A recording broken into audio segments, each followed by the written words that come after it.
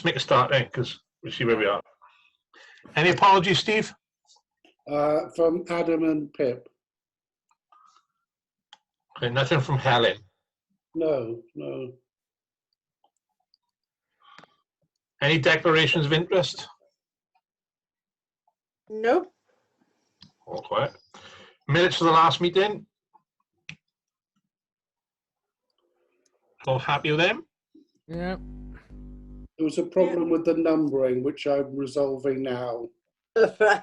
But that's just a, Well, Carrie, you're here twice now. Oh, look. I'll not do anything yet because it's still only sort of very deeply thinking about it. It's not If we're not core or whatever, we just join on multiple screens. Does that count? Awesome, there's 10 of us here. Yeah, we're cool. Right, so happy with the minutes of the last meeting. Evaluation work, item 4. At the last council meeting, JEC recommended that the following proposals be considered. A proposal to develop a theory of change and establish evaluation frameworks for the main activities of Mumbles Community Council's community plan. And 2, a proposal to review Mumbles Community Council's consultation and engagement activities. Council referred these proposals back to the committee to report on how they fit in with work that other consultants are doing. Where do we go from here? Can I come in first? Yeah. Maybe you can elaborate on this. Yeah, just to say, I'm not wedded to these ideas. It's just Steve and I had a chat, and I tried to come up with something I thought might be useful, but absolutely not wedded to them. And if you want me to come up with other ideas, I'm happy to do that too. Thanks, Al. Have we got any views on it, or where do we go? Or it's worth explaining the context of the meeting, isn't it, Gareth? I mean, at that meeting, there were several other proposals by other committees, mostly for consultation, wasn't there? I think Premises had put something in. There was the what was the proposal that they were going to do a sort of the One Voice Wales do some stuff, that Urban Foundry do some stuff as well. Yeah. I think, I'll just coming in on this, what my own sort of thoughts are on this. I really think that what we need to do is get some discussion going between these different bits of work that we're doing to make sure that they are all aware of each other and all complement each other. Rather than work in parallels. Look, we've got 2 Carries now. Yeah. She's going to start singing Bohemian Rhapsody now. Watch this.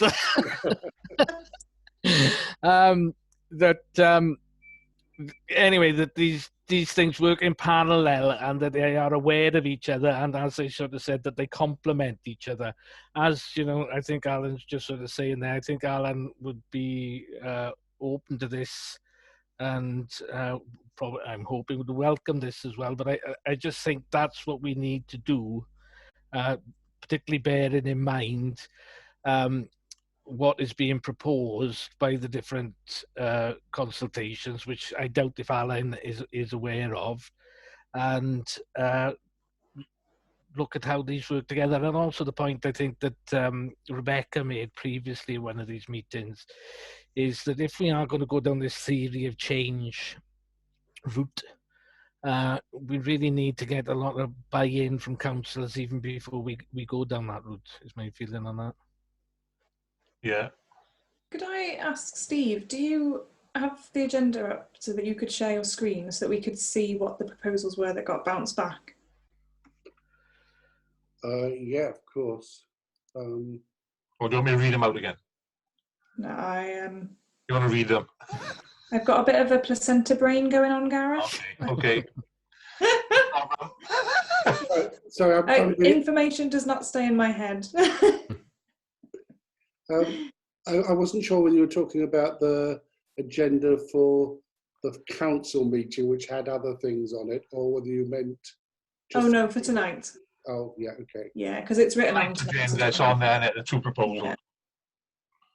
So I don't need to share it because you've got it in front of you. Is that right? Or... No, I haven't. No, I'm Put it on the screen, Steve. Sorry. Share the screen. just being too demanding. No, just my misunderstanding about what was needed. That was all. Just doing it now.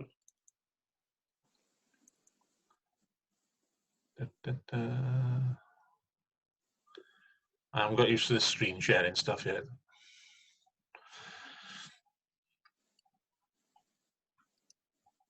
Ah, here we go. There we are. Great. So, a theory. So I think the main, from my recollection of the full council meeting, potentially the main pushback was the second bit, the proposal to review our consultation and engagement activities, because it was perceived as consulting on our consultation. So I think you're right about the theory of change bit, Martin, but I think if we could get the buy-in, that bit would still make sense. Yeah. We probably just need a little bit more detail around what was meant by part 2. So I don't know whether that's something that Alan could speak to. I mean, you did have, just for information, obviously councillors had both Alan's, or could have had the opportunity to read Alan's proposals. I assume that a lot of them didn't, and it was just the headline that put them off, but I'm only guessing. Yeah, that's a fair point. Maybe Arlene can elaborate on it, or which way he thinks might be the best way to do it. Sorry, Chair, we formally need just to adjourn the meeting so Alan Okay. can... I've formally adjourned the meeting. Everybody happy, so you can listen to me.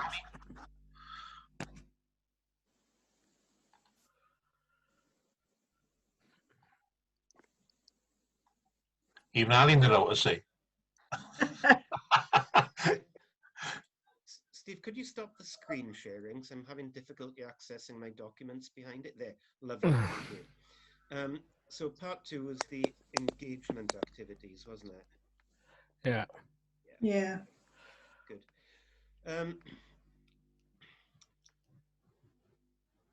Yeah, what I've got here is a generic proposal, really, to put things in place as a whole. But I'm not sure that's the best way to go about it, because in the same email that Steve sent to me asking me to attend here tonight, Steve, you said, could I put together a proposal to run a short consultation over the tennis courts? And in a way, the work that would be involved in doing an actual consultation as opposed to a review of generic engagement activities would pretty much run in parallel. And if there's something definite on the table, I'd rather go down that route and do something practical and useful. And you know, the consultation over the tennis courts would involve a stakeholder analysis. It wouldn't involve a formal review of existing methods, which is the second thing I proposed, but they would come out because, you know, if I were talking with, say, Steve and Maddie and Claire, we'd get a good idea about what engagement methods are being used now, and we'd use some of them and maybe build on them for the consultation on the tennis courts. And then we'd produce an engagement strategy over the tennis courts. And that really is the process that I'm recommending as a whole, but it's far better to do it on something concrete, because then we've piloted it and hopefully we've got buy-in for it. I don't think I could do it for a few £100. I think it would cost a bit more than that. Probably not the £1,600 I've got here, but in my proposal, but probably half of that maybe, which, yeah. So, as I say, I'm not at all wedded to this engagement review. It was just the work seemed to have dried up, and I thought it would have been a useful thing to do. But if we've got an actual engagement activity to run on an actual project, much better to do it that way. And as Roseanne went up first, Rebecca or Carrie? Rebecca did. Oh, sorry. I was looking at the screen. So I think, Alan, if I've understood correctly then, what you're proposing is that in doing something with a practical application, we could also draw from that the best practice for what we would want to do for future exercises? We would be on the way to doing that. The limitations there are that doing it on, was it the Langland tennis courts, Steve? No, Mumbles. Mumbles tennis courts. Okay, the stakeholder analysis, sorry. I thought it was, sorry. Should we not be, are we not looking at both? No, it was definitely the Mumbles tennis courts Okay. and the bowls green, because that area is perceived to be under threat, as you know. Yeah. Okay, the stakeholder analysis for the Mumbles tennis courts would be different to a broader stakeholder analysis for Mumbles as a whole, because there would be particular stakeholder groups, tennis players, sports groups, people who live close to Mumbles tennis courts, that would have more importance in the stakeholder analysis for the Mumbles tennis courts than they would be for Mumbles as a whole. That, tennis players and sports clubs wouldn't have such importance in a Mumbles-wide stakeholder analysis. However, the best practice that would be established would be to carry out a stakeholder analysis before any kind of consultation. So with that proviso, yes, we would identify best practice there. The review of existing methods, I am thinking on my feet here, but probably in a discussion with Steve, Claire, Maddie, maybe a councillor or two as well, we probably would get out what Mumbles Community Council is doing now. So yes, we'd do that. And we'd produce a revised engagement strategy, which might add on a few bolt-on bits for Mumbles tennis courts, which could potentially be useful in the future. So yeah, sorry, Rebecca, I was thinking out loud there, but I think that generally, yes, to your question, we would identify best practice, but with a few provisos. Thanks. Could I just, one little follow-up thing? Yep. So is that, this is to the wider group now, is that what we had in mind as an outcome? Are we intending to foster this capability within the council? Or are we assuming that our model will always be to outsource consultation activity? Good question. No, well, if I could just come in, I would have felt that the point of all this would be to build up capacity within ourselves as a council. Okay, great. Because we don't want to keep on outsourcing this all the time, my feeling. Annie? Sorry to come in like that. Yeah, no, I think the concern I had then and still have now is that we are going to end up drowning in consultations if we focus it on Mumbles tennis courts, because there is also a consultation going on at the moment, I think, or I'm guessing, about the off-stream. There will need to be a consultation on the Langland tennis courts about the use of the third tennis court, and so it goes on. So that's why I think the feeling was that what we need to do is to have this stakeholder analysis of just, to just try and get a feel of what is it that people want in Mumbles. And then it sort of helps us to identify, right, they want this. Well, we can provide that because we have the off-stream, or they want Y, we can provide that because that is a really good idea for the use of the tennis courts or whatever. I'm just worried that we're going to end up, with a consultation every month and people are just going to get sick of them. Mm. That brings us back to the community plan, really, isn't it? Yeah. And we have done a light touch consultation on the community plan. We have. Yeah. Should I explain what I mean by stakeholder analysis? Yeah. Yeah, okay. There are different types of stakeholder analysis, and I know that some of you may have come across one or another type, and the type I'm talking about might be slightly different. But the basic concept is a systematic analysis of the different groups with different interests, groups and individuals in some cases with different interests in a particular project or activity. So that's why it does need to be done in relation to a project, because although the process of identifying stakeholders is the same, the actual stakeholders that come out as being important will differ because of the project concerned. So the particular version that I like using came out of the Department for International Development, and it involves disaggregating the stakeholders. You might come up, for example, with an idea that, let's say, sports clubs are a particular stakeholder group that have an interest in the Mumbles tennis courts, but then you disaggregate that and you say, okay, you've got the Mumbles Tennis Club, you've got the Swansea Wide one, whatever, and then you look at them and you ask, well, how important are they to this consultation? And in that situation, you might decide, well, actually, the Mumbles Tennis Club is more important than the Swansea one, because Mumbles is local, Swansea is, they've got other facilities they could access. Therefore, it's reasonable that we devote more resources to engaging with the Mumbles Tennis Club than with Swansea. And you also look at how much power stakeholders have.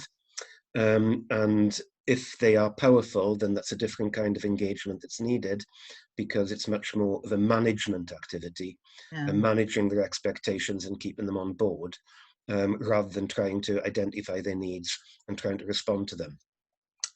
And I think I better shut up now, otherwise I'm going to confuse people more than I clarify things. But there's a lot more I could say about it. Harry? Yeah, I can see the logic, obviously, and how important it is to have some sort of stakeholder analysis. My concern would be that we actually don't get the views of the majority of people.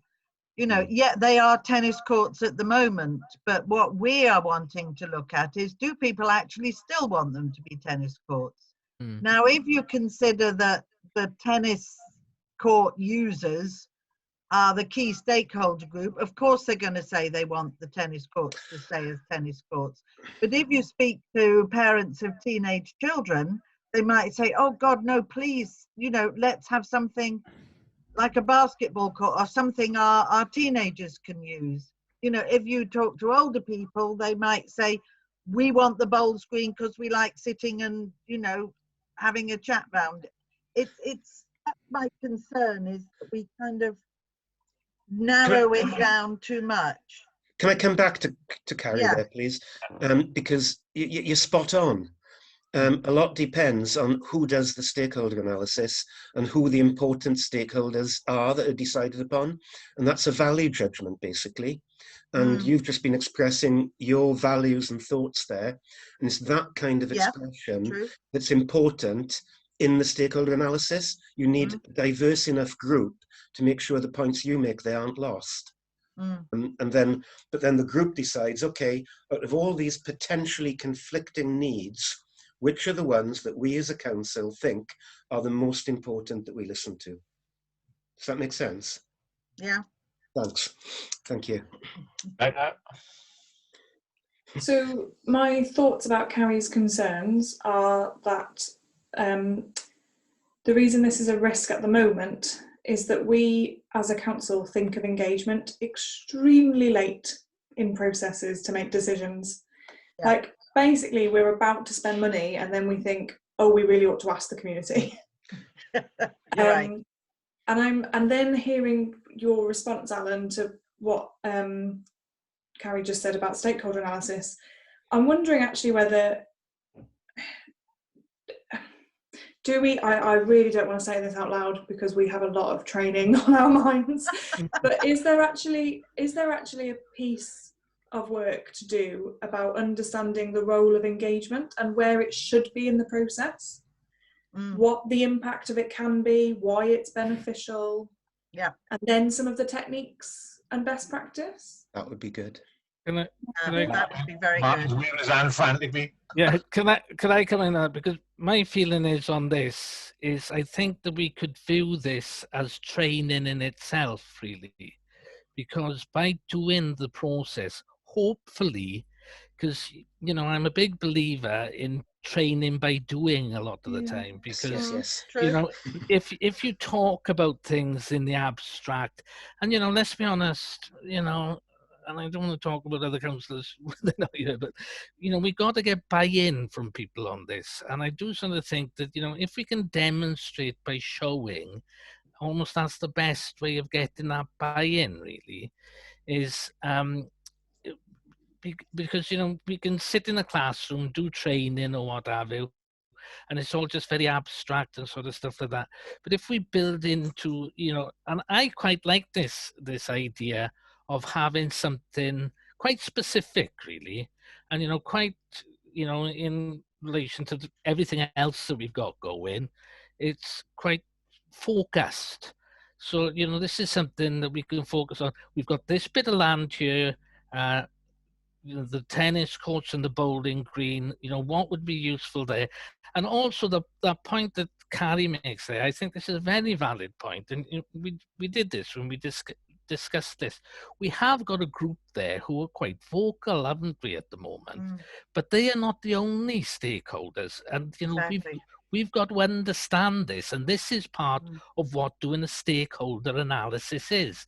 Because, you know, one of the things you do with a stakeholder analysis, you say, right, these are the stakeholders that we've got. Then you reflect on and think, well, hold on, who are the other stakeholders that we haven't engaged with then? You know, it's this, I know Alan's heard me say this before about this iterative and elliptical process. You've always got to reflect on what you're doing and then do it again. And I do think the best way of doing that, you know, this whole sort of thing, you sort of think, right, we go out there, we talk to the stakeholders. It's so easy to connect with what, you know, we so often call the usual suspect, the people who shout the loudest, the people who put themselves forward. But part of doing a proper consultation is trying to reach those other people who maybe are not so vocal. Yes. And get in there. And but you've got to tease out those kind of ideas from people who don't necessarily put it out there. Don't necessarily put it out there. But, you know, that is, if you ask me, what robust consultation should be, really, because you know, so often the consultation process gets dominated by the loudest voices. Absolutely. And you know how we do that, and I think by doing that in practice, I think that will be a good way of training, of showing how it's done, and then, as I sort of said, building up capacity within the council and councillors, that, you know, we are more, we've got more capacity for doing this ourselves, really. Yeah. Maybe we should use we definitely need ourselves to be a lot more clear, and, you know, not necessarily these people sitting here, but the whole council, as to exactly what it is that we're trying to achieve. And I honestly don't think at the moment that a lot of people really quite understand what it is that we actually want to get out of this process. It isn't to confirm that what we think people should be doing is right. It's to actually genuinely and openly listen to those views and act on them. No, you know, one of the things I always find really interesting about consultation when it's done well, it throws up things you will never ever have thought about, like, you know. Absolutely. I've seen this happen so often in the past, like, you know. Yeah. I think the tennis courts and bowl green would be the ideal thing to try it out on. Yeah, I think it could be a good one as well. It's just small enough, in one way, it's a small enough project for us to do it on, rather than, say, like Underhill or whatever. It's a small enough project, like tennis courts, bowling green, both combined into one spot. Various interests by various different types of groups of people. It might be the best way to do it. With some help from Ali.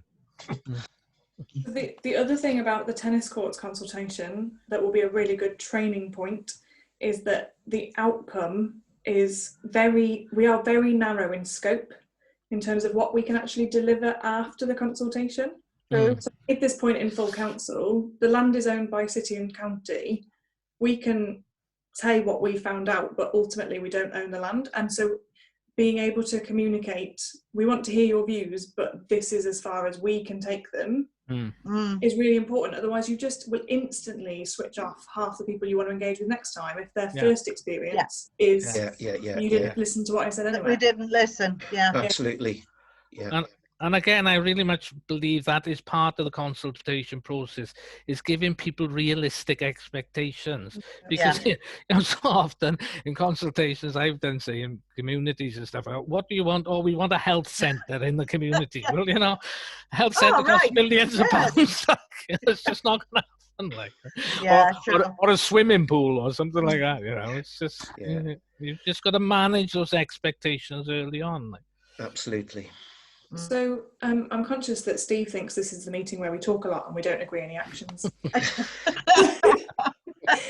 So I'm going to propose an action, which is that we take back the proposals that we sent to full council last time, and we park those, and we say instead we propose that we use the consultation for the tennis courts and the bowling green as a training opportunity, and we encourage councillors to be involved in the design and delivery of that consultation to see firsthand how it should work. Yeah, sounds good. Yeah. Yeah, sounds good. I can imagine we'll still be here this time next year arguing between 16 people as to how we do the consultation. Yeah, well. How much will that cost then, Rebecca? Same place. The budget for the last one, we do this exactly the same figure. Does Alan have a yeah, council, so some sort of budgetary figure would be helpful. Absolutely. I can pull a training session which I can apply to this situation off the shelf, and it's a couple of hours long. I've delivered it twice already this month, so I know how it works online. So if you agreed an initial budget of £800 with a proviso of maybe going back for a bit more if needed, then you might even get changed from £800. It depends exactly what you want me to do, but it's not a big amount. Would you be, Alan, this is unfair, would you be able to, for full council, just do a one-page, very brief outline, just so it's no problem. It's only really an add-on to your proposal for the consultation itself, isn't it? Yeah, that's it. Yeah, that's what I wasn't. This is, we would do that to help us to actually focus what we want the consultation to be on, and then you would then go off and do it. Is that right? Okay. I don't know. That's what I'm not sure. We can do that. What I'm aware of is I charge about £50 an hour, and you've got Maddie, Steve, and Claire. Who are they? Employees or are they freelancers? They are, but they're not employed to really in that capacity. Well, Claire is. I suppose it could be part of hers, but Maddie is environmental engagement officer. Yeah. So I'm just looking to build capacity. Yeah, she's very focused on environmental. Okay, yeah. And, probably what do you want to do with the tennis courts isn't really within her kind of sphere of What I'd like to do then, or indeed interest. Okay, what I'd like to do then is to put forward an initial proposal that takes things as far as the stakeholder analysis and drawing up an engagement plan. And then I'd like to come back and we talk about how we implement the engagement plan. Okay. That sounds sensible. Then we'll know. Yep. That sounds good to me. Yeah, that sounds like a plan. Well done. Yeah. Good. Are you happy with that, Steve? Have we got an action? Brilliant. Yeah, thanks so much for that. I don't know while we've got so enthusiastic. Chair, I don't know while we've got Alan, whether we just want to ask him to help with the budgeting later on, what evaluation things are likely to happen between now and the end of the year, and what we might want to put aside next year. Yeah, might be worth doing while Arlene's still here.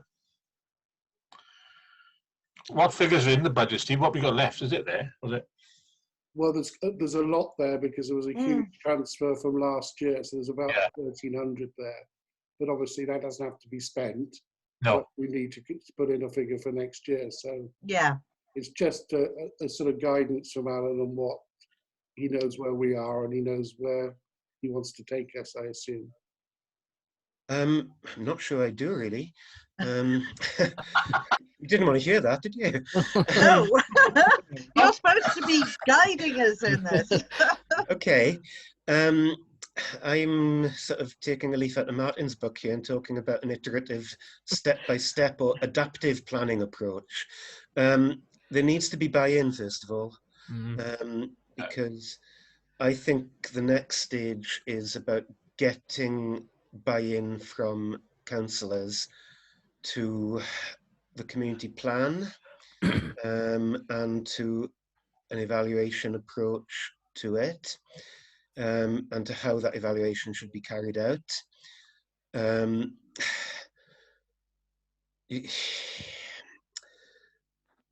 Getting buy-in and getting people on board is a slow process. It's not something you can throw money at and hope that it'll happen. It's a case of talking to people and taking things at the pace people are ready to go with. So for that reason, I would say, I think you said 1,300, Steve, but I think you meant 13,000. Maybe that was a Freudian slip. Wishful thinking. Yeah. As much as you like, can you? Yeah. I don't think that the council is ready to throw a lot of money at evaluating the community plan. I mean, I could do it, you know, I can do it. Half that figure, and let's see what happens. But, you know, I haven't got much to go on, really. When I took on the role, I expected to have 4 bits of work, which I could do one after the other. And it would just be a case of how quickly I could do them. But I've realized since that there's a process of organizational change going on. And people have to come together on it. Therefore, I can't plan ahead too much. I can't do a blueprint. I can do the next stage. And I think we've decided the next stage. And it's that small a bite that we can progress in. And the next stage is to get buy-in from councillors for a structured approach to engagement. So that means I think that I'm actually starting on one of the other 4 pieces of work in the ones that I showed to start with, and that is to review the council's engagement processes. Yeah. Half the budget, Steve, and you might even get change from that. Sorry, just you know, that's off the top of my head. Okay, just to confirm, sorry, last year we've set aside 5,000 on your guidance, but we had a lot of money left from the previous year, which has been added to it. So that's why the 13,600 is what we had, because it was added to it. So I guess just to confirm, what I'm asking is, what do you think we use between now and the 31st of March from that? And how much should we put aside for next year? Is 5,000 enough then, from what you're saying, or is that about? Carrie. Wow, wasn't expecting this. Sorry, I know it's not fair. No, it's fine. Between now and March, that's not actually very long, is it? No. We're going to do the tennis courts consultation, and if that goes well, then we might then go on to draw up a more general plan for engagement activities. And I guess there might be a bit more training associated with that. 3,000, 4,000, if things go well. Next year really is a crystal ball job.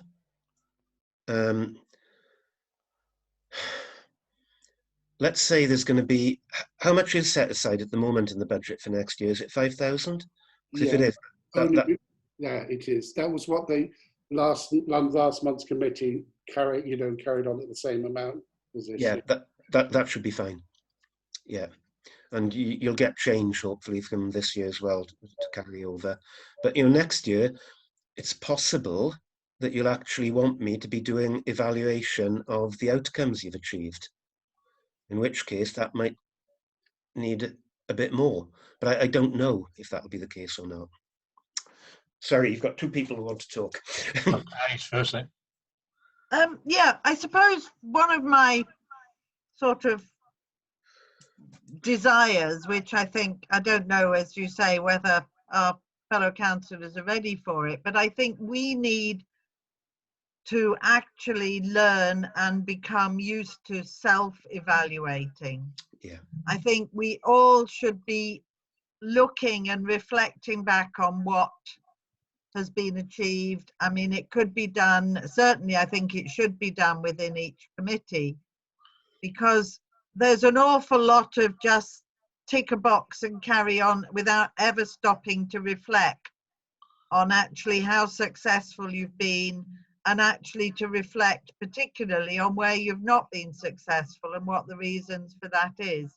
And I just feel it would be so good if we just got it as part of a routine automatically, that it's what we do within our committees as a full council, as just part of what we should be doing, and we're constantly reflecting back on how we've achieved things or failed to achieve things.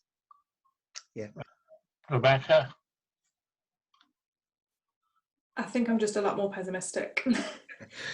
I think we're a good year from being able to evaluate anything against the community plan.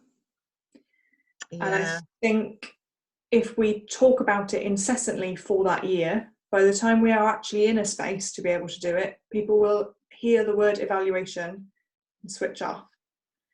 So I think your conservative estimates are right at this stage, Alan. I think we don't want to take it off the table, but I think we've got so much to do still to get like proper, actual, proactive buy-in on the meat of the community plan, the actual what it delivers, that the reflecting on it we're so far off. The fact that, just for your information, Alan, we put the community plan for formal adoption on full council agenda twice.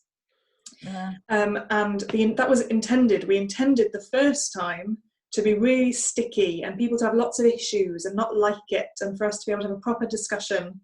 And then the second time, when it came back around, we thought we'll have had that discussion and people will feel that they can, support it and really informed go ahead with adopting it. And in the end, the first time it was on the agenda, we didn't quite get to it.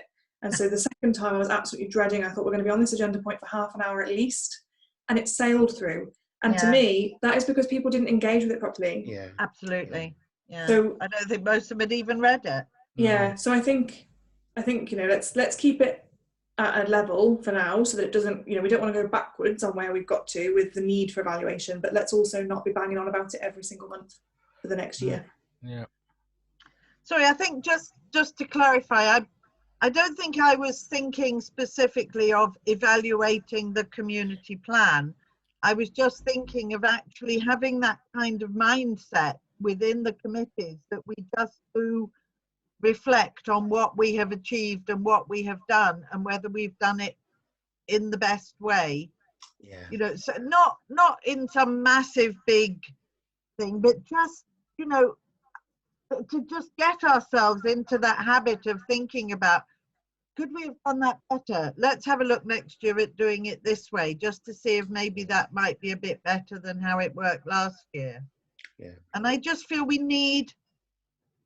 just need to get into that mindset, and it's not going to be easy and it's not going to be quick, but I think we need to just tiny baby steps along to get people thinking like that, because I think it's the only way we're going to get anywhere. I think we've actually sat down as a council and actually listed what we've actually achieved. No. We know little things are done, but we haven't actually drawn up a list and said, look, yeah, we've done that, tick box, done that, we're partway there. We haven't looked at anything. It's just things are rumbling on, and some things are actually being completed, and we haven't actually acknowledged the fact that they've been finished. That's right. And things just go back onto the budget year after year without anybody actually stopping to think, is this actually the best use of the money? Should we actually be doing something else with it? Yeah.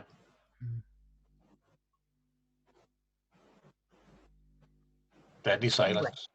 Sorry. Yeah. Where do we go from here?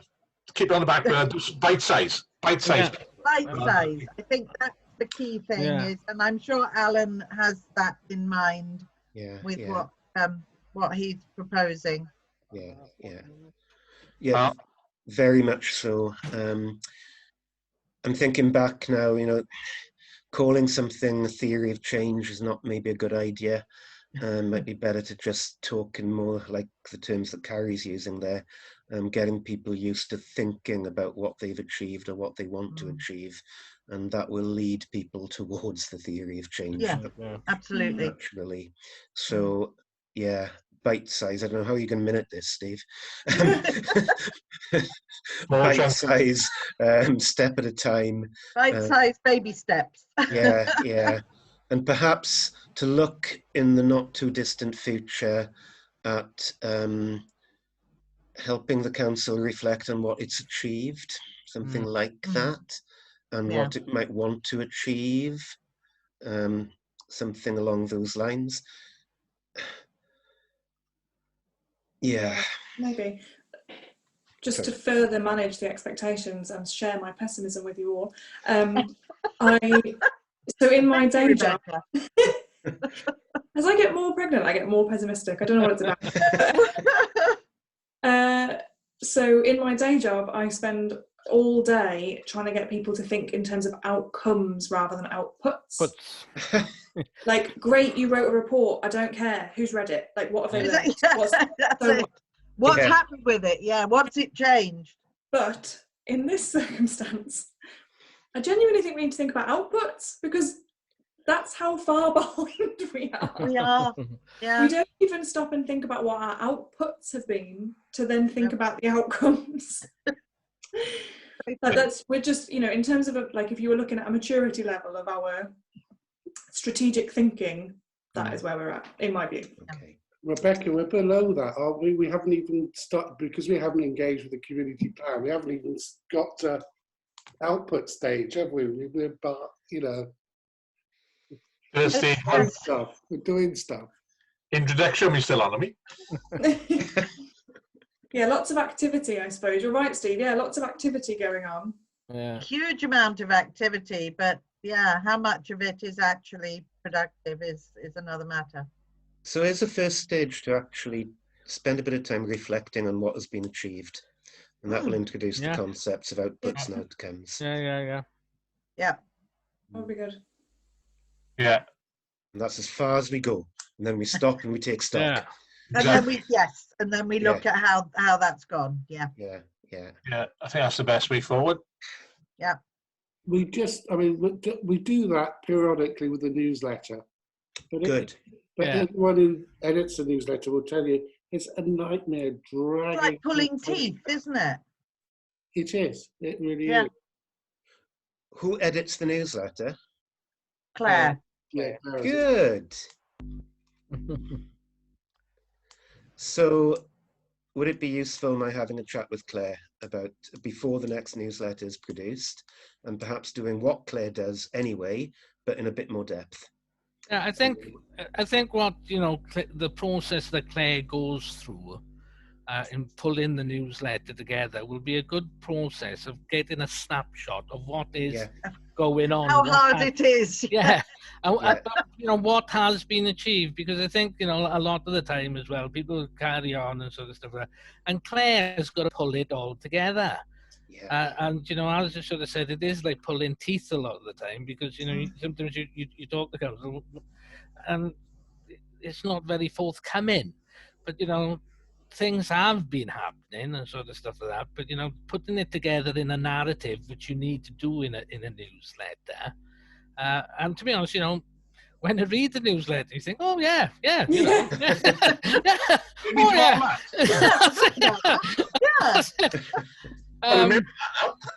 Yeah, so, putting it together in a narrative like that, I think would be a good way of, constructing a framework for understanding what it is we have done and where it is we're going, hopefully. So why not piggyback me onto that process? Yeah. Claire conducts it to produce something readable for the newsletter. I work with her to produce also something that's more structured and that analyses the outcomes and outputs What more we've systematically. achieved. Can I just bring something in? It's one of those, something that was down for my appraisal to do, which Carrie will know about, was to review council minutes since you guys started, really, in 2017. Yeah. And see all the things that have sort of been decided and looked at and then have slipped behind the cushions on the sofa, so to speak, really. Yeah. And I've done that now, and there's quite a few sort of little things like, just looking to just here, the conservation area, there was some stuff we did on that, and that's not been taken on. For example, you wanted to be fair trade community was something that we were looking at. Living wage was another thing. So I think on top of that, I'd say perhaps Alan needs to have a chat with me about those other things. Exactly. Oh, definitely. Yeah. I mean, that's what I was saying. It's as much what we have achieved as what we haven't achieved and why we haven't achieved those things. And I think that is so important because that really kind of helps us to understand kind of where the cracks are that we're not managing to. Yeah, something I always say is you learn a lot more from things that didn't go well than from things that did go well. Yeah, true. But there's even, just to take that as one example, something that I thought went really well was your response to the Santander bikes and getting things done in Mumbles and so on. Now that is something that I've been keeping an eye on, and I've been talking about them. Are you going to extend? And of course, COVID has affected all that. But I don't think if I hadn't done that, because the person who had the enthusiasm for that is no longer a councillor, that might have been something that we didn't look at again for a long time. And yet, really, it should be part of our budget thinking process this year. Do we want? I'm just giving it as an example. And hopefully, it'll get people into the thinking about the idea of actually having a 3-year to 5-year plan, rather than just sitting down at this time of year and sort of throwing ideas into the pot. Do you mean like the Environmental Committee has? Yeah, I mean like funny you should say that. It works so well. You set a budget. It's brilliant. So we've got 2 years, I think. 1.5 years. This year and 2 more years, but not a lot. We've got to fill out the 3rd year. Exactly. Right, that's a plan then, is it? Yeah. I think so. I think that would be really good. I think it would be a really, really useful exercise and just hopefully help people to actually have that mindset of reflecting on what they've done. Yeah. Excellent. And you see, stop calling it evaluation. Yeah. It's not evaluation, not doing evaluation. Reflection, call it, achievement or whatever. Yeah. Too jargony. Yeah. Fantastic. Thank you, Al. Okay, thank you very much. Thanks, Al. Free to leave? Fabulous. Yeah, lovely. Okay. Great to see you all again. Okay. Thank you, Alan. Thanks very much. Thank you. Thanks a lot. Thank you. Yeah, that was good.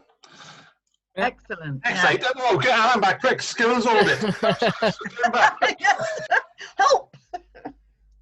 I think you just covered that. This is something totally different. See, this COVID response operations team. Rebecca, over to you, I think. Yeah, I'd actually forgotten I'd put this on the agenda. It's so one of the recommendations from Alan's evaluation of the COVID response is that we should do a regular, not just a one-off, but a regular skills audit of councillors, so that if we need to go into emergency response mode again, we know, one of the reasons that the COVID ops team worked so well is that we were a very diverse mixture of skill sets. So, we would know then if we went into emergency response again, right, we need you know, we need somebody with good chairing skills, we need somebody who's good at communication, we need somebody who's got a link to the city council, you know, whatever it might be. And then you can pull those people together very quickly, because it was kind of fluke that the four of us worked so well together, and it would be good if it wasn't. Worked really well, didn't it? Yeah, and then when we surprisingly so. I don't think it was fluke. I don't think it was fluke. There was some thinking behind it that you might not be aware of. I actually do know what you're talking about, Steve, and I will give subdued credit to that where it is due, because I don't want people thinking they got cherry picked behind the curtains. But yeah, that was the thinking. I suppose it just requires councillors to have a think about what they think the skills are that they bring to their role. And it has to be said, I should say as well for the record, that the four of us worked extremely well with having Steve, Paul and Claire as part of a united team, because they as well bring diverse skill sets. So absolutely. You know, it's also about making sure we consider the skills of our councillors in partnership with the staff skills. But we should perhaps have asked Alan to wait because I don't quite know what, I mean, short of sending out a sort of short questionnaire to councillors to ask them to fill it in. You can always ask him, send him an email and ask him what his best views are. Yeah, I was going to say, yeah, I'm trustee of a charity up until fairly recently, and we used to have these skills audits every year or so, and that's exactly what they used to do there. Was they'd send out just a sort of brief questionnaire, you know, if you had skills in finance, if you had skills in marketing, this, that, that sort of stuff. Like, you know. In the school of governors, exactly the same thing. Yeah, that's right. I'm sure they do. Yeah. Skills matrix, and just tickets saying you're good at this, finance, you're good at practical stuff, health and safety. Same sort of thing. So do you think there's a template out there then that we can nick? I was going to say, sorry, I've had to turn my video off. My internet keeps saying it's unstable, and now you've all gone grey, but I can still hear you. In black and white. But yeah, I mean, I just think it would be useful to just, you know, run it past Alan to sort of as to how we phrase the questions to actually get the you know, the sort of answers we want, because I think it's quite difficult sometimes for people to actually think of something as being a skill. They don't realize that actually they're very good at something which maybe other people are aware of, but maybe they don't think about it themselves. So I think it would be useful to have just Alan to just sort of, you know, give us some ideas of how we tease out from people those kind of hidden skills. Yeah. Could we do both? Could we, Gareth, if you're able to get hold of an example skills matrix from, is it Whitestone you're thinking of? Yeah. And then if we send that over to Alan and say, you know, we accept your recommendation, we're thinking of doing it in this way. What are your thoughts? Yeah, I'll have a word with the head, see if we got it online somewhere. And we got an AGM next week anyway, so I can ask her there. Oh, that'd be good. Yeah. Another meeting. No. Is that a plan then? Yeah, it's another plan. That's a plan. So see, we're doing well. Another action. Next point on the agenda is... I can never tell from Steve's face whether he thinks we've actually decided an action or whether he's thinking, that was really oh, yeah. Oh, yeah.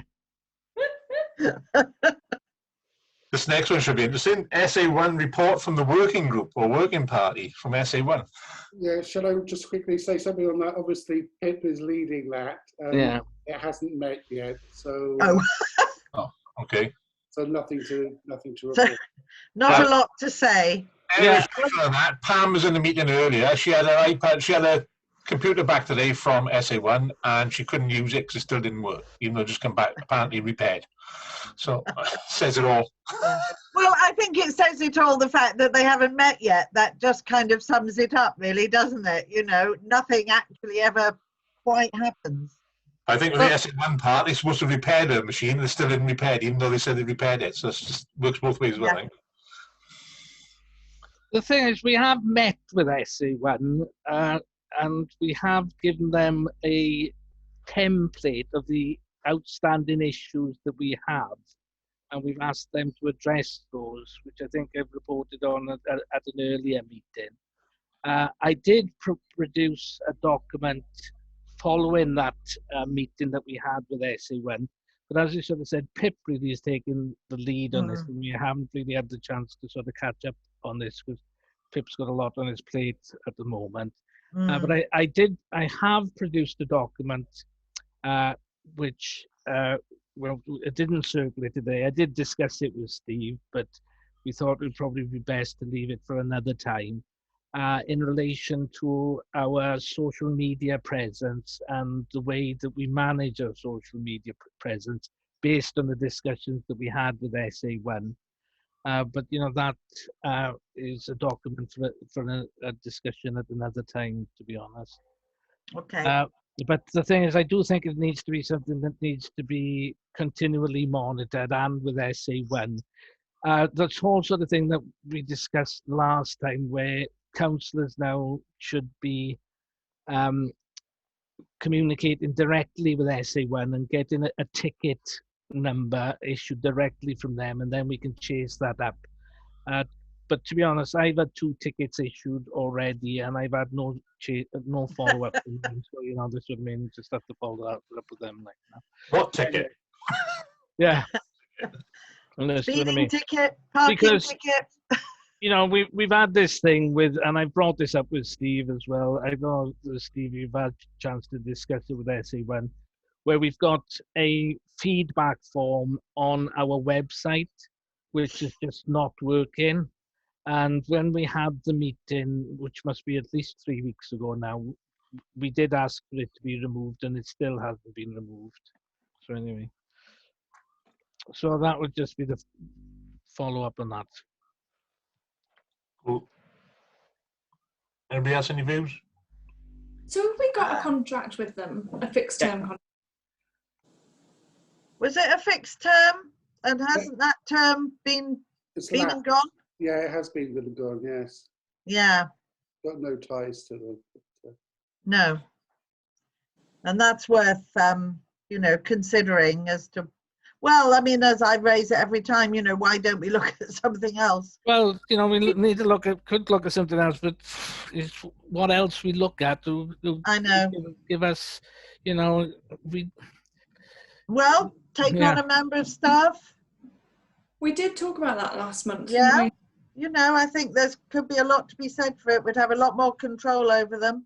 Yeah, well, I think we need Pip's view on it. He's quite good with business and what's. I think we need Pip's view on what he thinks is the best way forward on this. You know, but I think, you know, Claire and Maddie have shown that, you know, if we actually do take on staff for specific roles, it really does. We got more control then, haven't we, really? Yeah. And I think it should be something that we think seriously about in terms of making, you know, if we do want to do it, it's got to go in the budget for next year. Yeah. Yeah. But what was the fixed term fee that we agreed with SA1? Because you could put that in as a figure for. Yeah, I was going to say that. Yeah. True. But obviously it depends on, we might want someone who's puts more hours in. At least it would be a figure, wouldn't it? It wasn't a full-time job by any means. Yeah. You know, the figure they gave us was a sort of few hours, really. So, you know, we might want to think about a bit more meat on the job bones. Does anybody know what web platform they use for the website? I don't. I do, yeah. It's a bespoke thing that they've made themselves. And it seems chunky as anything. I can now actually access doing the minutes and stuff, and it looks like something you'd expect us to use 10 years ago, 15 years ago. Oh dear. It really is old-fashioned. It's an Amstrad compared with an iMac. You know? A Mac, yeah. Okay,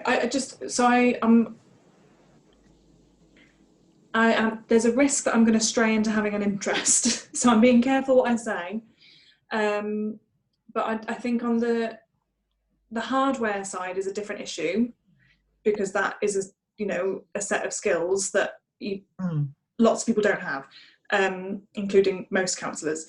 The softer side, the website, the social media, etc., that's a skill set that is widely available. Yeah. So I think, and given that the hardware stuff isn't being fixed, even though we've supposedly got a specialist company contracted to us, I really am advocating that it's time for us to look at a different approach. Especially seeing the next I agree. agenda is a hardware issue.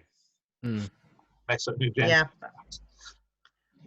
Yeah, I agree. I just think, the time has come where we do need to look seriously at exactly what our needs are and how they can best be addressed.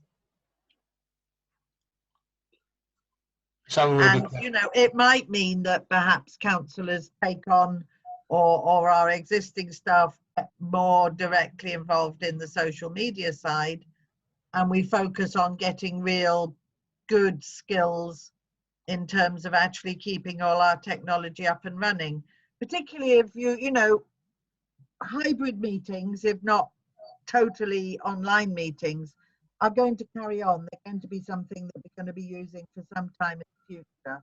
And to know we've got someone who can set all that up, can manage it, can organize it, can deal with problems, are there, literally, at the press of a button, we can say, oh, can you come and check this out? I think is something we should seriously look at. Well, I think that gets onto another issue as well that Steve, I know, is familiar with, and we need to be thinking about going forward, is our use of Starleaf as well, and how we embrace that or don't embrace that. Or look at other alternatives. I mean, the Zoom Pro is extremely versatile as well. Well, to be honest, I just think going forward, we will probably need to make a decision at some point or other, either to go MS Teams, Zoom, or Starleaf. Absolutely. I'd rather not do Teams because I don't think it has the versatility of the others. It may do, but at the moment it's still quite limited on it doesn't offer the same kind of flexibility. I think it depends what you're paying for. Well, true. Yeah, of course.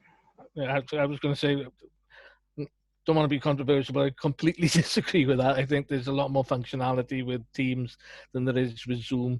But this Starleaf is the route that One Voice Wales seems to be pushing us down. Anyway, but that's another discussion. Yeah. So we can't really progress. Sorry, carry on, Rebecca. I was just saying we can't really progress anything or agree an action until we've spoken to Pip. No. Is that what we're saying? Yeah, I was going to suggest, Rebecca, that that your committee, this committee, asked him to prepare a report to you before your meeting in January or something like that, so that there's some sort of deadline on it. Yeah, I think that's a good idea. Yeah, I think we should. Because as I say, if we've got to think in terms of the budget, and if we are going to review how our whole kind of technology side is dealt with, we do need to think about budgeting for that and making sure that we've got that, to be able to do it. Because we don't want to wait another year. So your next meeting is the 5th of January, so that's a reasonable time for him to... Yeah, that'd be good. Yeah, okay, it's another plan. Okay. Yep, another action. Oh, I don't know if we're going to discuss the next one. Item 7, iPad replacements. Have you all seen the quotes? Yes. Yeah. Oh, what was that on? They're on OneDrive. Yeah, it was circulated a week or so ago. Yeah. I am still here. I'm just on OneDrive looking. All right, and I'm still here. I just can't get video to work, I'm afraid. That's there we are. That's even better. Ooh, 7. Amazing. How is that for? Yeah, just the first question that struck me: why are we looking at 16? Because I think I asked for 18, Yes. I think they looked at our website and saw we have 16 councillors. That's all I could assume, you know. They, what? They just need to quote for what's specified. Oh, you hear me, but I can't hear you. I've lost you all. Right. Yeah, why 16? Sorry, Steve, I'm afraid I missed all that because you all suddenly disappeared. I asked for 18. Yeah. But I assume it came back with 16 because we have 16 councillors at the moment, and they were going by the councillors on the website. Right, because of course we actually should have 18 councillors. Yeah, I am aware of that. Yeah. Yeah, I would like to think that sooner rather than later we will again have 18 councillors. Well, you Swansea Council can't do the election till March at the earliest. Well, that's not that. That's before next year's budget. So. And also the speed that SA1 run at, it will probably be March 2023 before we get these iPads. Well, exactly. Also, can I just, this might be, I don't know, controversial, but I would suggest that we should have one, if not two, sort of spares. You know, for instance, you know, we have co-opted members on Environmental Committee. One of those co-opted members has a computer that doesn't support any, you know, doesn't have a camera, doesn't have a microphone. Therefore, he's using my MCC iPad, which is fine, but it means I can't actually use it because he's got it. Mm. If we had a couple of sort of spares in the cupboard so that if we do have co-opted members, they're not prevented from being co-opted members by virtue of the fact that they can't actually participate in meetings because they don't have the tech. Mm. And then they could be just loaned out as people need them. Should there be iPads for Claire, Maddie and Paul as well? I think they've all got laptops or newish iPads anyway. All right, okay. They've all got laptops. The only one who hasn't got anything like that is yours truly. But I was going to say, you haven't got anything. You have one. Yeah. The other thing I've wondered is, my preference is actually not to have an iPad, it's to have a laptop of some description. And some laptops are actually quite a lot cheaper than an iPad. Yeah. I thought that as well. Is it worth asking councillors what they would be more comfortable using before we go down? Because realistically, if we're saying it should be 18, we want 2 extras for co-opted members, etc. We're looking at an additional 25% on this quote. That's 10 grand. Yeah, I think So before we spend that, is it worth view checking? Would be the downside of a laptop is when, which one hopes we will, get back into actually having face-to-face meetings. Unless we've got really good technology, when we've got the, you know, like we should have with the screen and everything people can share, people want to bring their iPads with them to have the documents on, and they don't necessarily have the capacity in terms of lugging a laptop unless you get that, you know, because they're quite big, they're much bigger, you can't stick one in your handbag. I don't disagree with you, and I'm not suggesting that I enforce my view on other people. Yeah, no, I'm just saying that could be a downside. Yeah, what I'm saying is, it doesn't matter. You can have an iPad, I can have a laptop. Mm. Oh, yeah. I mean, I personally, like you, would be happy with a laptop. Yeah. You know, I find they're just more versatile generally, but they're less portable. Because I think where this has come from is that we've got councillors who don't have an iPad that works. So yes. they're saying, I need a new iPad. Yeah. But what they mean is, I need a piece of technology that works. Yeah, exactly. You're right. So it would be worth, before we invest in a load more new technology, just checking what people would feel more comfortable using. Can I just give you a tiny little bit of history of why iPads were initially chosen? Yeah. Mm. And it was because the fact that you can sit face and face to people with them flat, and they're very much less intrusive than people sort of looking into a laptop that produces a screen. That was why they were first. The second thing to consider, I guess, is having everything the same is really useful in terms of for support, isn't it? Yeah. If we all had, and everyone wanted a different style laptop, getting support for that might be more difficult. I'm only pointing these things out. I'm no axe to grind, whatever you want. But I mean, I think you can get laptops now that are really not that much bigger than the full-size iPad. Yeah. I mean, so you don't have quite the same issue about big screens, in front of you, so you can't actually see anyone. A notebook in it rather than a... Yeah. So yeah, sort of, compromise between the two. I don't know. I just think it's worth asking councillors before we make a recommendation, because You're what we're right. going to have to do is recommend to full council that we spend this money, and I don't think I want to suggest that we recommend that until we've asked councillors about it. so you want a consultation? Is that what you're saying, Rebecca? A consultation? I'm suggesting some engagement. First of all, we need to evaluate. Some reflection on their technology usage. But also, this is something that our IT consultant should be advising us on as well, which would be what would be best for us or as an organisation. True. But I'm not sure whether they would necessarily think it the same way as councillors, a lot of whom have quite basic technological skills. Yeah. You're looking at that Zoom or Teams or whatever that other thing was that you mentioned, Martin. We need to find it's compatible as well. Yeah, well, this doesn't mean, but they should all be compatible with those platforms. To be honest, I would say, particularly if you're using MS Teams, because it is a Microsoft product, it's probably better to run Edge than it is, when say Safari or what have you. But that's a slight thing, to be honest. But all I'm sort of saying more than anything as an IT consultant, because again, there's this whole sort of thing: should we purchase these? Should we lease them? And all this, which I think is another important consideration.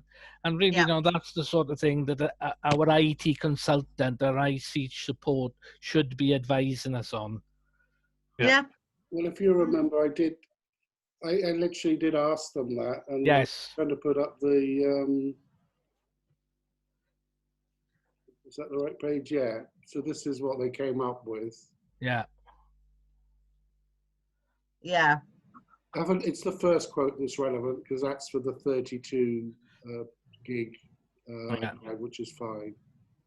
Well, is that do we feel that that's got to? What about if for video and stuff? If people are wanting to,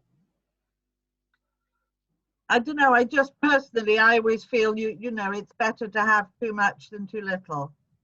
Yeah. Yeah. And the price is not hugely different. I know it's more, but it's not massively different, no.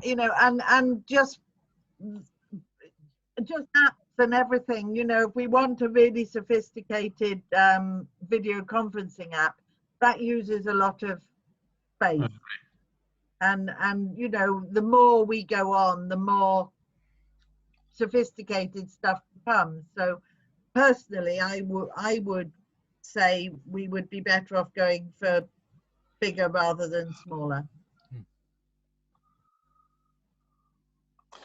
I don't think we can make a decision, can we?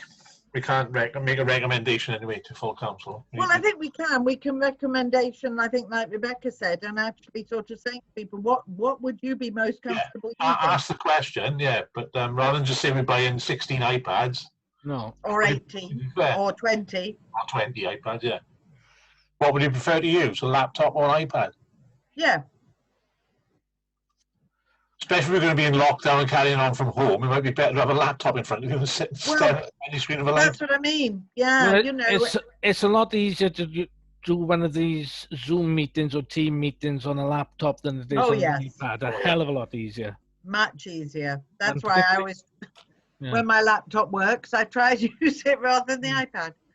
I'm particularly trying to chair one because the whole sort of thing, you can't get everybody up on the iPad.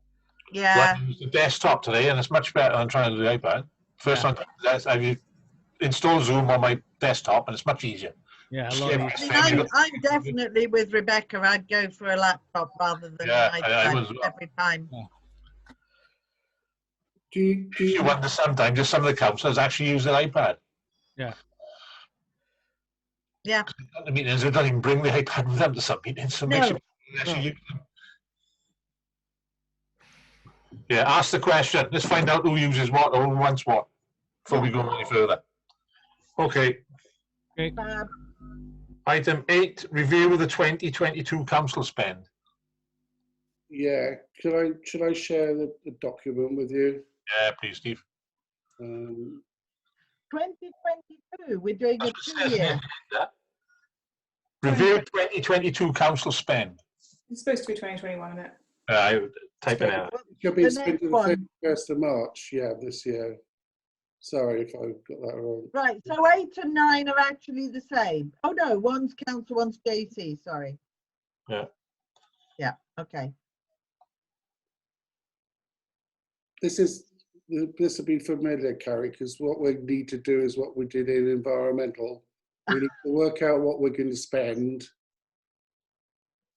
And for example, the evaluation services, we've got 13.6 in the budget. We spent 3.6 of it, say, so there's 10,000. Alan's saying we need another 3 or 4. Yeah. But do you want to via that 6,000 towards your new laptops, which are going to cost, say, 10,000, for example, and get it done this? That would be eminently sensible, I think. Yeah. Potentially, there is money. Looking through what we've got underspends on, we could actually buy them this year, and I think Sarah and probably Pam would be enormously grateful for that, because they do feel very, very disenfranchised by not being able to. Let's ask them if you want a laptop or an iPad before we go and buy one. Oh yes. But if we could get them sooner rather than later, I think that's really important, because people are struggling. I'm moving my mouse around the screen now, and it's not doing nothing whatsoever, you know what I mean? No, I know, I do that. You think automatically, yeah, you can move it. Where else to be underspent or overspent? Right. So there, that gives us an indication of how much money at the moment we spend on the multimedia consultant and website, email and media management. It is 5,700. Now, you know, that's what I mean about we might want to look at, if we're looking at employing someone, we might want someone who's putting more time in than that. I mean, you know, a half-time person, personally, I would see should be the minimum. And so that would be looking at around 10, 11,000. Yeah. Next year. 2,000. But this is this year's money at the moment. Yeah, I know. I'm just saying, in terms of when we come to look at next year, we might want to think about that. Yeah. We got the money there, haven't we? Like. Yeah. This is a column we're concentrating on now, as Gareth says. Yeah. So you think we'll spend the other half of the year money? Do you think on the? Well, they just take it every month, don't they? Right. Yeah. Okay. So we don't have a choice, really. Unless you get rid of them. So Unless you get rid of them. Just to check, Steve, where you've got 5,000 in column G there, we're not going to spend another 5,000, are we? It's 2,500. No, that's the estimated total spend in the year, that column G. Yeah. So the F is what Paul's got that we've spent so far. Yeah. Which is 12. What we're looking at is the difference between the two, H and F, and working out what we're going to spend on that. So, for example, with website and email, budget 700, we spent 78. The remaining 600 odd, do you think we'll be spending that or not? Well, yeah. I mean, if they were doing their job, we would be spending it. But I suppose, you know, the fact they're not doing their job means we don't actually pay them anything. Yeah, but the point is, I think with that, we pay them on a monthly basis, don't we? No, we pay them for the top bit on a monthly basis. Oh, right. Oh, 5,000. the 5,000. That's the Yeah, the other bit, didn't we sort of bought so many hours or something, didn't we, Steve? Yeah, and as you say, they just bill us for all that work they've done on Martin's behalf. Yeah. Those are the tickets. They're the ones that. Oh, right. Oh, yeah. Like they just bill us that. No. Yeah. So that's why we've only got 78 quid then. Yeah, because they haven't done nothing. As I said, you know, that's one thing about them never doing any work. We never have to pay. So do we take that 700? Are they going to spend that 700 before March, or do we just take that out of there? Well, if they've only spent 78 in 9 months or 8 months, then I think it's highly unlikely they're going to spend 600. Why don't we take 500 out then? I would, Yeah. and leave the rest in. So that's another 122. 22. Yeah. So I don't mean to be pernickety, but the row above that is not consistent because we've got. Yeah, no, we have to put in the total spend, don't we? Which would No, we don't. No, the total spend is the budget. We just need cell G6 needs to say 2,500. Otherwise, in total, we're spending 7.5, aren't we? So where's? I thought column G was the estimated spend we would spend by the end of the year, so we know what's left. Well, that's not what we've done.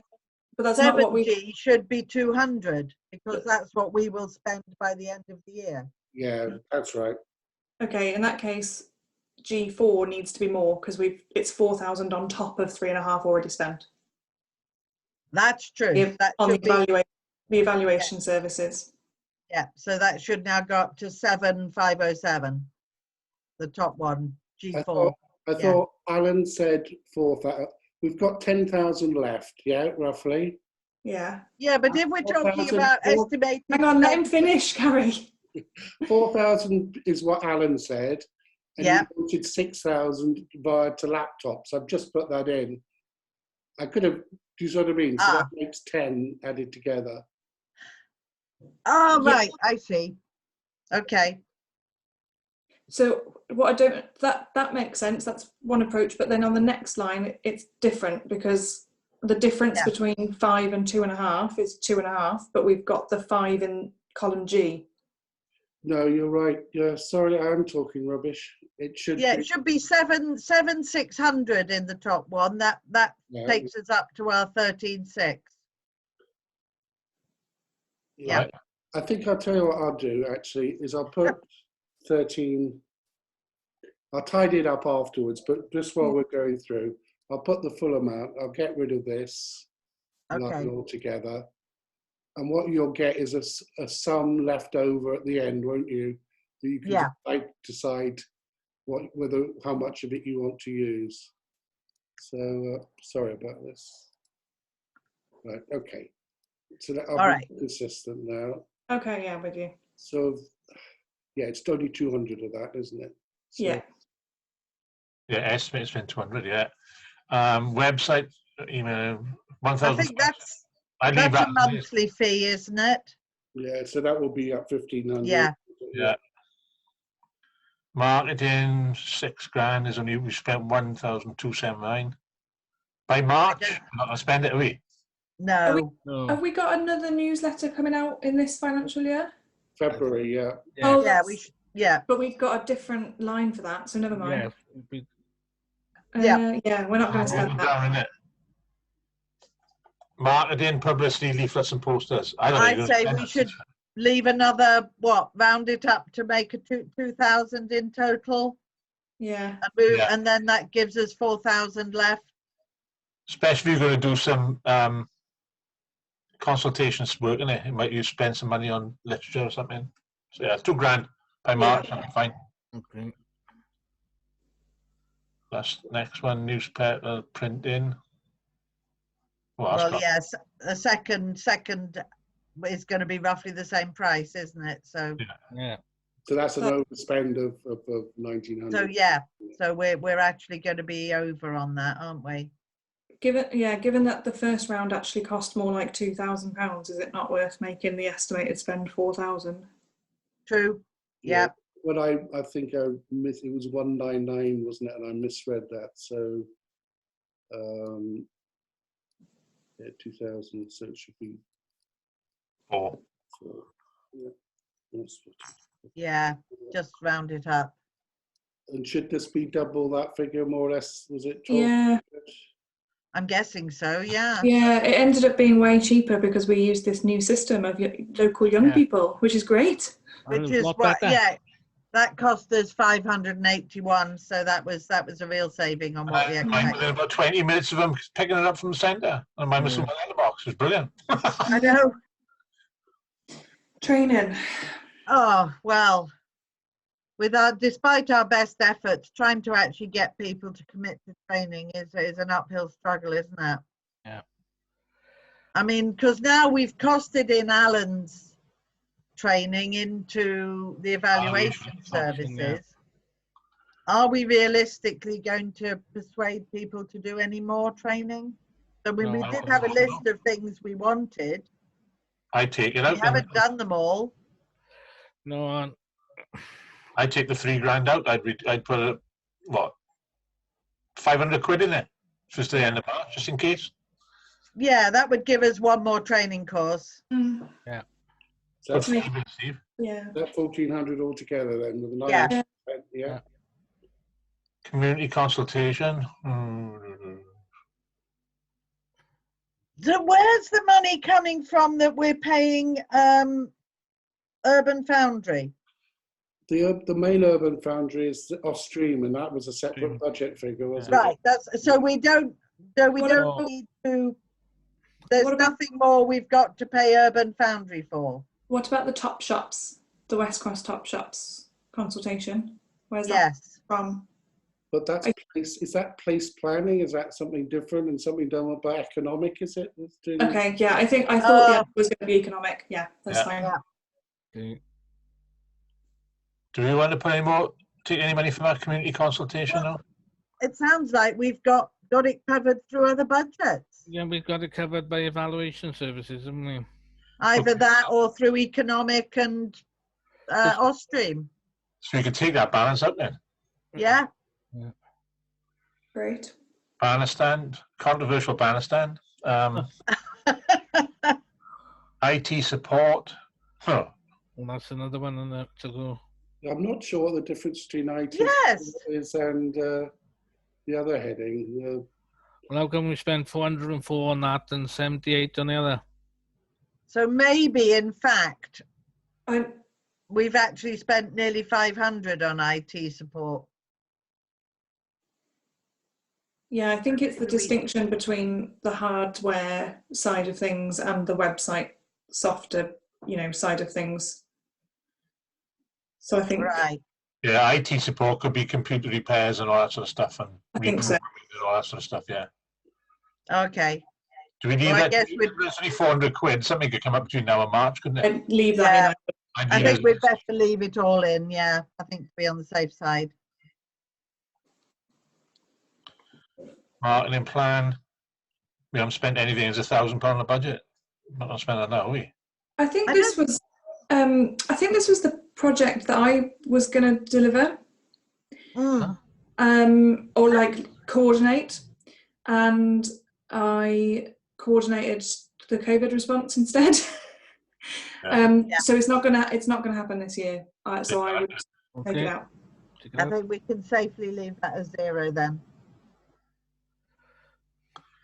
0. And Honour of Mumbles isn't going to happen, is it? No. I don't think so. Not So I think that's a 0 as well. What's the last one? Oh, right. Yes. Well, that could be a big one. So that makes you 9,000-10,000, doesn't it? Difference. Just under 10. Yeah, 9,000. Yeah.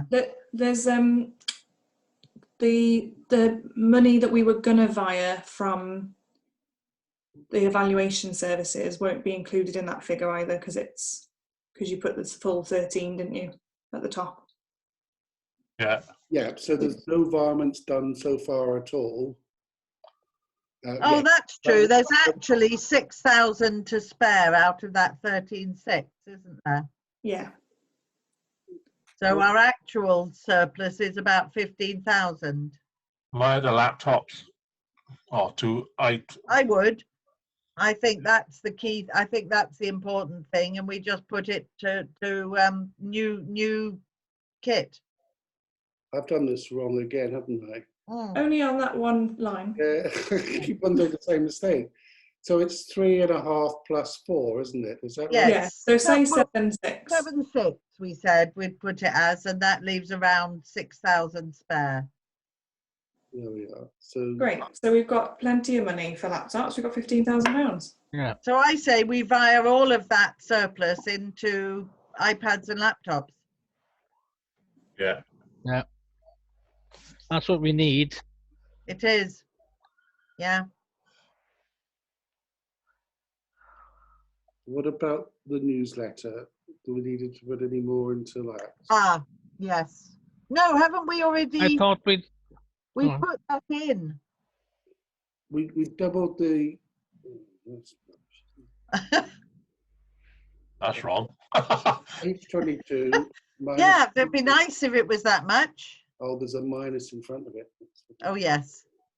So that's the difference. Yeah, sort of just going back. So because we've allocated the extra for printing already. Yeah. And the translating is for next, the edition after, wasn't it? Yeah. Yeah, okay. That's done. So you want it sounds like laptops are the favourite, isn't it? I think some people would probably still prefer iPad, so I think we have to. Laptops, iPad, yeah. But now brackets, iPads, laptops, and see which people prefer. Yeah. Are people allowed to ask for like Mac, the very light Mac laptops, that well, that would use that most of that on one of them. You have a specification, that's it, and then you can either have this or this. Yeah, that's the way I've done it at work, is you get a list of 3 options. Yeah. Yeah. You pick the one you'd be most comfortable using. Very sensible. Yeah. That's the best way to do it. Yeah, we set the options, they tick the box. See who's offering the best deals. Yeah. Shall we task, because Pip's not got much on at the moment, shall we task the SA1 group to come up with some costings for all this for us? So yeah, because we've got meeting, they present the response to SA1, including where we should go next with our technology. Yeah. Yep. And also, so, are we going to look in terms of having 20? So we have got a couple of spares, which obviously you can use as well. Cost. I think that's a really good idea, because unless I get you should do that anyway, but if we didn't have an arrangement, say with a manufacturer to replace things that are broken, or say we decided to buy them, then if Sarah's goes wrong, we can say, Sarah, there's a spare down the office. That's it. Come and collect it. Exactly. And that would have solved an awful lot of it would over the last few months, wouldn't it? If that would exactly. Yeah. Yeah. Brilliant. Okay. Your budget. Done. What's this now? Budget for next year? Yeah. We moved on to we've moved on to... Yeah, we're now into 21, 22, aren't we? Yeah, council spend, yeah.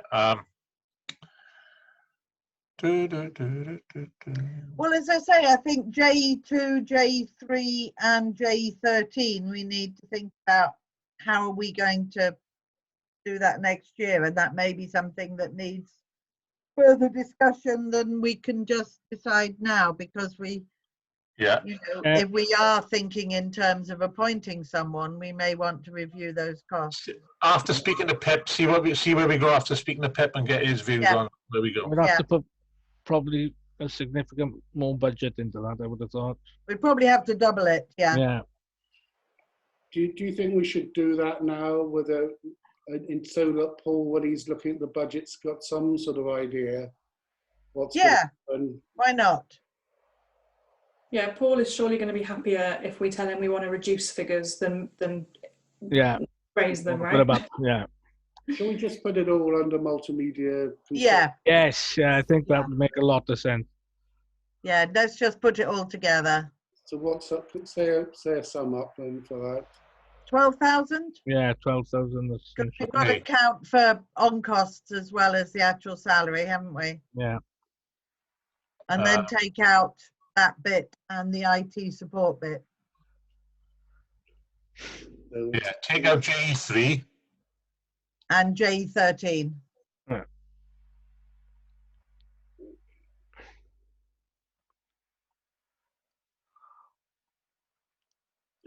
J 13. Yeah.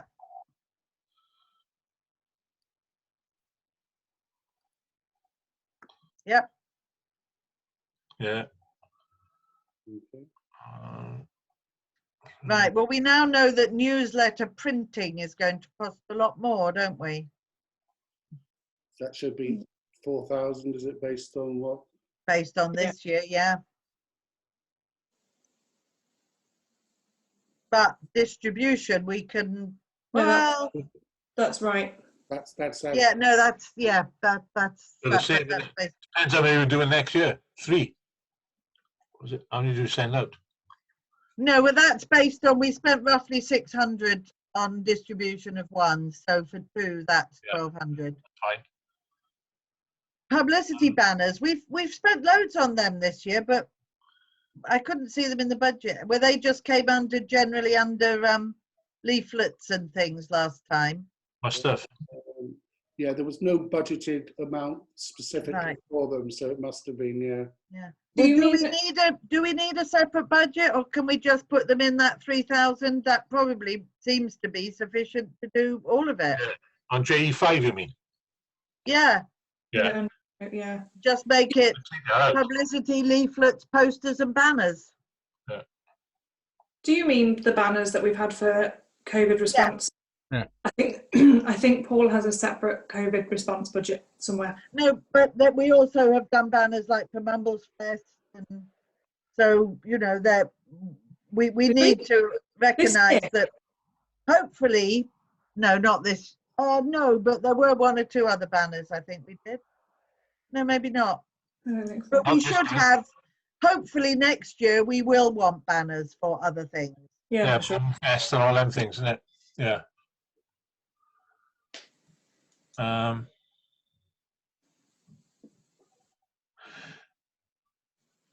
Yeah.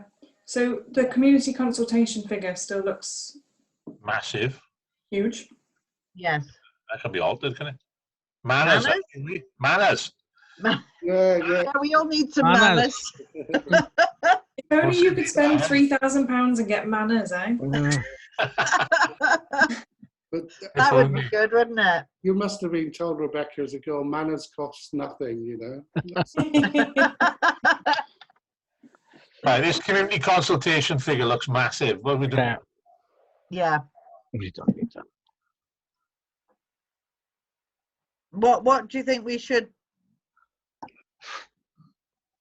Oh, you know, 5,000? 3,000? But sorry to interrupt, but what I guess the most of that, if you're going to sort of go with the proposal that came from From Ben, yeah, about the barometer. that's it, the barometer. That Oh, would yeah. that would be what you'd need to put in here, wouldn't it? Whatever the cost. How much was that? 10,000, was it? Honestly, I can't recall. Something like that. I can't remember off the top of my head. that sounds familiar, about 10 grand, wouldn't it? You happy for me to look it up afterwards and put in Yeah. whatever that figure is then? Yes. please. Okay. Yeah.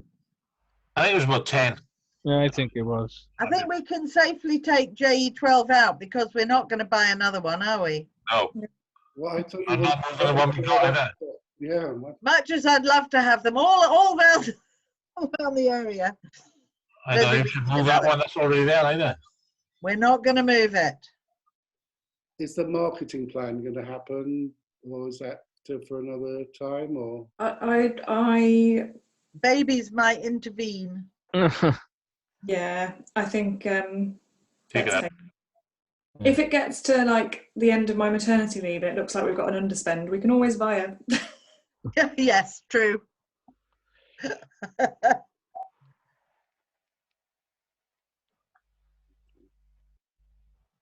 Right. So do you think that's enough?